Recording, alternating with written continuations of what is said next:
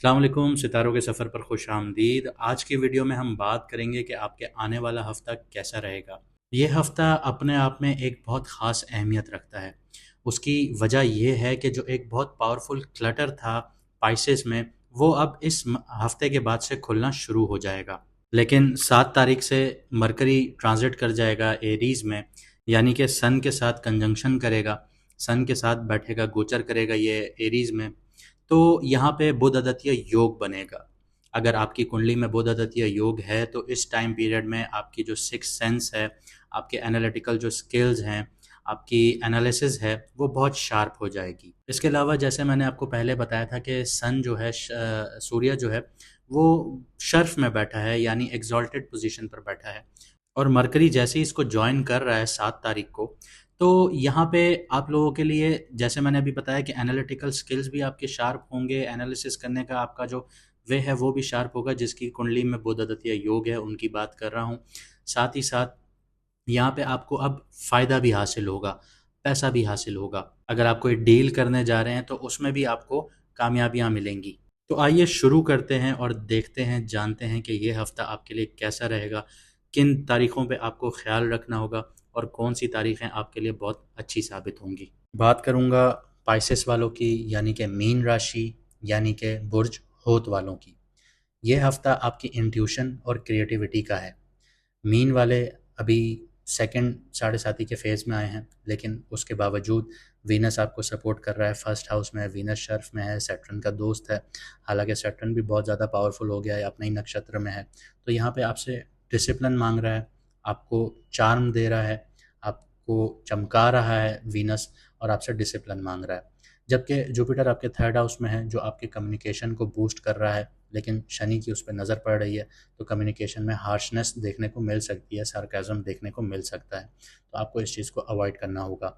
Mars आपके fifth house में है, तो ये आपके 11th हाउस में नज़र डाल रहा है। तो पैसिव इनकम से आपको फ़ायदा हासिल हो सकता है यहाँ पे।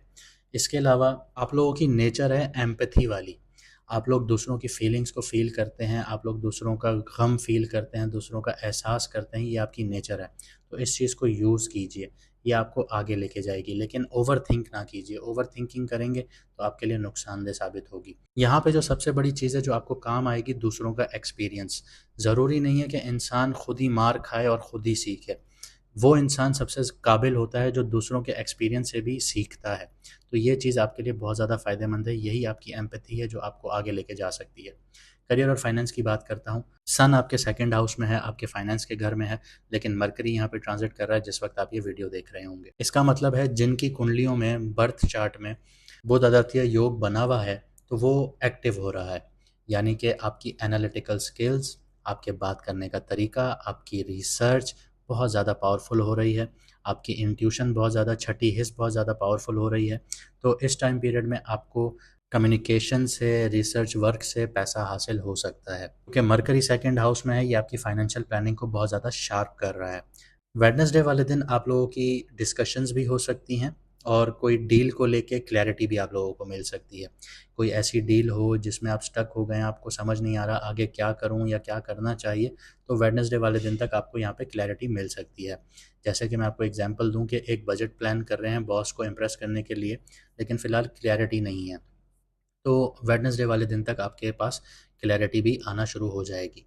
जुपिटर की अगर मैं नज़र की बात करूँ, तो जुपिटर की नज़र जो है वो आपको एक्स्ट्रा इनकम के योग बना रही है। जो पाइसेस वाले पैसिव इनकम सोर्सेज की तरफ भी हैं, तो उनको पैसिव इनकम का जो फ्लो है वो बढ़ता हुआ नज़र आएगा, उनके लिए फ़ायदा हासिल होगा वहाँ पे।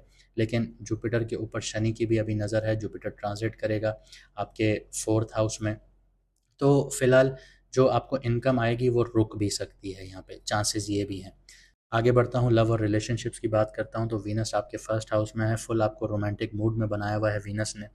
तो फ्राइडे वाले दिन अपने पार्टनर के साथ दिल की बातें कीजिए, क्योंकि ये टाइम है आपकी बॉन्डिंग बहुत ज़्यादा डीप होना शुरू होगी, क्योंकि दिल की बात करेंगे, अगला भी आपकी दिल की बात समझेगा।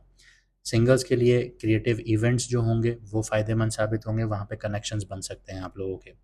हेल्थ और वेलबींग की बात करता हूँ, तो मार्स की जो एनर्जी है वो आपको रेस्टलेसनेस दे सकती है, क्योंकि जो मार्स की एनर्जी होती है वो बहुत ज़्यादा एग्रेसिव होती है। तो आपको रेस्ट प्रॉपर लेना चाहिए, क्योंकि आपका जो सबकॉन्शियस माइंड है वो बहुत ज़्यादा एक्टिव है। जब आप सोने के लिए लेटते होंगे आपका दिमाग चल पड़ता होगा और नींद का पैटर्न आपका डिस्टर्ब होता होगा।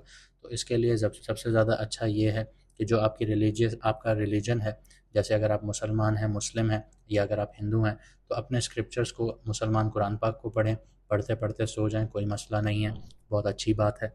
इसी तरह आप लोग जैसे हमारे हिंदू बहन भाई हैं, वो जो उनके स्क्रिप्चर्स हैं वो आप पढ़ सकते हैं, वो पढ़ते पढ़ते आप सो जाएं, उसमें भी कोई मसला नहीं है, उस वक्त आपका माइंड रिलैक्स हो जाएगा। इसके अलावा डाइजेशन से रिलेटेड आप लोगों को इशू हो सकता है इस हफ्ते में, तो बाहर का खाना, ऑयली चीज़ें वगैरह अवॉइड कीजिएगा। साथ ही साथ एलर्जीज़ पर ध्यान रखिएगा, डस्ट से आप लोगों को एलर्जीज़ भी हो सकती हैं। मेडिटेशन कीजिए, योगा कीजिए, अपनी बॉडी को डिटॉक्सिफाई कीजिए, ये आपके लिए फ़ायदेमंद है।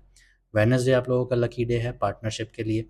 आप लोगों का फ्राइडे का दिन भी लकी है, ट्रांसफॉर्मेशन के लिए बहुत ज़्यादा परफेक्ट है। इसके अलावा संडे को आप लोग फ़िलॉसफिकल कॉन्फ्लिक्ट्स का शिकार हो सकते हैं, बहुत ज़्यादा फ़िलॉसफिकल माइंड आपका एक्टिव होगा, तो यहाँ पे आपको ध्यान रखना होगा। रेमेडीज़ मैं आपको बता देता हूँ। फ्राइडे वाले दिन सफ़ेद चीज़ का दान कीजिए, सदका कीजिए, चाहे चावल है, चीनी है, दूध है, दही है, लस्सी है, या किसी गरीब को दीजिए या किसी मज़दूर को दीजिए, आप लोगों के लिए फ़ायदेमंद होगा। उम्मीद करता हूँ आप लोगों ने बहुत कुछ समझा होगा, सीखा होगा, और आप लोग अपनी ज़िंदगी में इम्प्लीमेंट करेंगे अपनी ज़िंदगी को बेहतर बनाने के लिए। इंसान को सिर्फ रास्ता दिखाया जा सकता है सितारों के थ्रू, चलना ना चलना ये उसका अपना फ़ैसला है। अल्लाह ने सितारे बनाए ही इसीलिए कि वो आपको रास्ता दिखाएं, इससे ज़्यादा इनका कोई मकसद नहीं होता। आपके रास्ते पे अगर कांटा पड़ा है तो वो आप हाथ से उठा के साइड पे करेंगे, जिसको रेमेडी कहते हैं। तो रेमेडीज़ कीजिए, अपनी लाइफ को बेहतर बनाइए और आगे बढ़िए। अच्छा, अक्सर और बेशतर मैं ये चीज़ देखता हूँ कि कमेंट सेक्शन में लोग सिर्फ डेट ऑफ बर्थ लिख देते हैं। अगर आप लोगों का कोई सवाल होता है तो वो भी आप पूरा लिखा कीजिए, ताकि हमारी टीम जो आपको जवाब दे रही है वो प्रॉपरली अंडरस्टैंड करे कि आप लोग पूछना क्या चाह रहे हैं, तो उसके अकॉर्डिंगली आपको जवाब मिलेगा। अगर आप लोगों ने सिर्फ डेट ऑफ बर्थ लिख दी तो आपको सिर्फ मून साइन बताया जाएगा। अब तक के लिए इतना ही, मुझे दीजिए इजाज़त, मिलते हैं अगली वीडियो में सितारों के सफ़र पर।